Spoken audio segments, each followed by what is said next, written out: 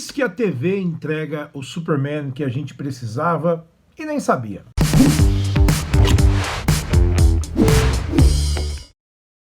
Bem-vindo aqui ao canal do UOL no YouTube. Se você já sabe como funciona aqui, aperta o sininho para receber notificações de novos vídeos, dá um like nesse vídeo aqui se você curtiu o canal e se inscreve no canal, obviamente, para receber um conteúdo do UOL bacana o tempo todo para você.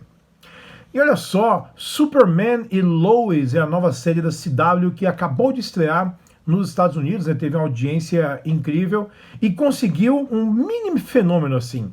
Entregou o Superman que o mundo precisava e nem sabia que precisava.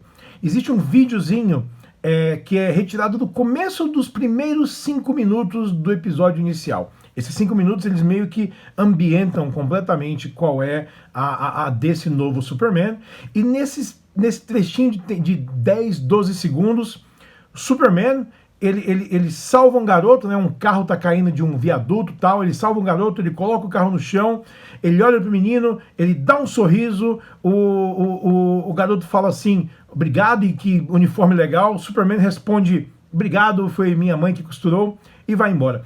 Nesse pequeno intervalo a gente tem um Homem de Aço que é colorido, que inspira esperança, que sorri, e que faz com que tudo pareça ficar bem.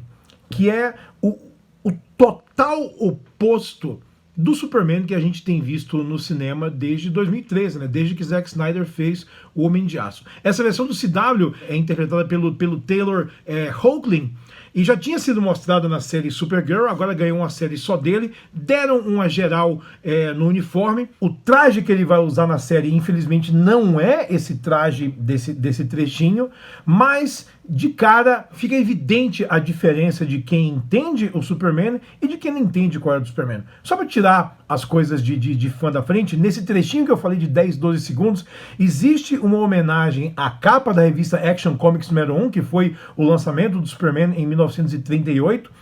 O uniforme dele é o uniforme bolado pelos irmãos Fleischer para o desenho animado dos anos 40, que é uma das representações mais incríveis do Superman de todos os tempos. E essa frase que ele fala, foi minha mãe que fez o uniforme, é tirada de um gibi chamado Superman As 4 Estações, que foi escrito pelo Jeff Loeb e desenhado pelo Tim Sale.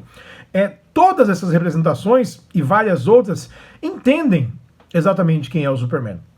Então olha só, para um personagem criado há mais de 8 décadas, é impossível que a gente imagine que exista um único Superman. Claro que tem várias interpretações e ao longo dos anos, vários artistas, vários roteiristas em várias mídias retrataram o Superman de formas diferentes. Seja nos quadrinhos, obviamente, onde ele foi criado, seja no rádio, seja na TV, seja no cinema. Cada geração e cada grupo de fãs teve um Superman para chamar de seu. Uma coisa em comum entre eles era que o Superman, ele representa a luz, ele representa a esperança. Ele não é o Batman. Ele não é o cara que vive com aquele jeito sofrido, sabe? Com um sofrimento. Ele é o cara que ele exala esperança.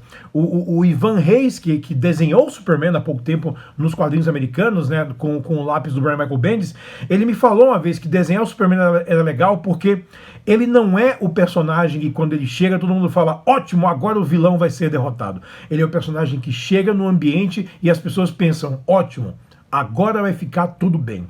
Porque esse é o Superman, ele tem que ser o super-herói preferido das crianças, ele tem que ser o super-herói preferido de todo mundo. Ele foi o primeiro, ele foi o número 1. E é muito importante acertar qual é o Superman para que todo o resto construído em torno dele acerte também.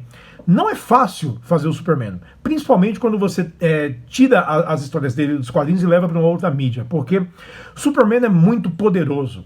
Muito poderoso, é difícil você encontrar uma ameaça que realmente seja uma ameaça. Por isso que é tão brilhante o Lex Luthor nos quadrinhos, principalmente a versão do Lex Luthor reconstruída em 1986 pelo roteirista e desenhista John Byrne, que retratou o Lex Luthor como um milionário, canalha, mau caráter, tipo um Donald Trump piorado. Donald Trump inteligente, digamos assim, né, porque ele também era muito inteligente, e era a única coisa que o Superman não conseguia enfrentar com os punhos, né? Ele tinha que se nivelar ali com o Lex Luthor usando a inteligência.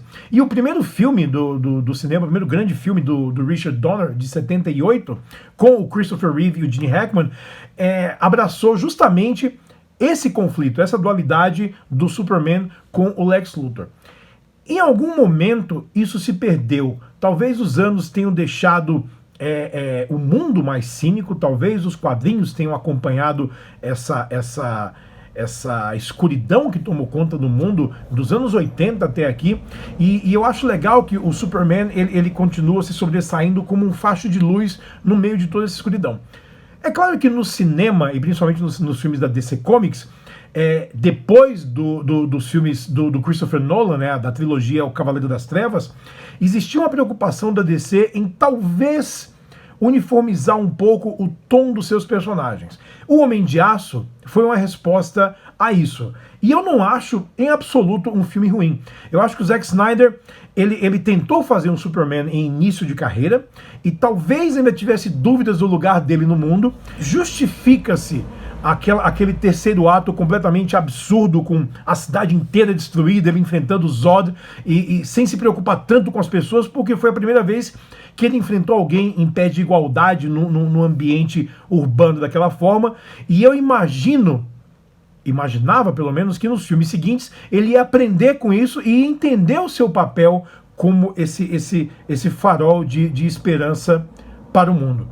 Mas o Zack Snyder não entende o Superman, ele acha só que é uma versão do Batman que pode voar.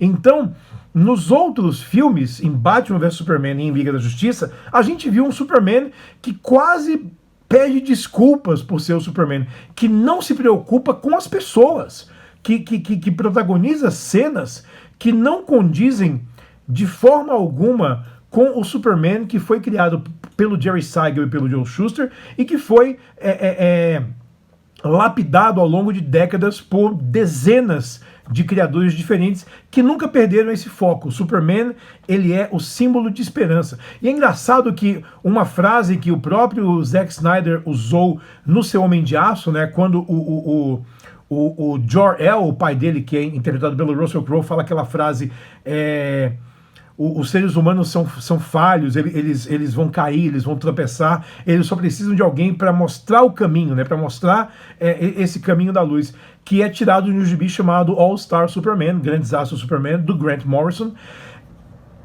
E essa premissa não foi seguida pelo próprio Zack Snyder nos filmes seguintes. Então eu entendo que o estilo do diretor é mostrar as sombras que se escondem no coração do homem. E talvez isso funcione muito bem com o Batman, mas o Superman não. Então eu li agora um artigo enorme da revista Vanity Fair sobre Liga da Justiça, do Zack Snyder, sobre essa nova versão dele, e mostra que, mesmo com a oportunidade de refazer algo que foi feito para ele, né, ele se retirou do filme depois do suicídio da sua filha, mas alguns executivos da Warner já queriam mudar o tom do Liga da Justiça dele, porque achavam que tinha que ser um pouco mais leve e um pouco mais curto, tal. Então a gente tem esse Frankenstein que o Joss Whedon tentou consertar, lançado em 2017.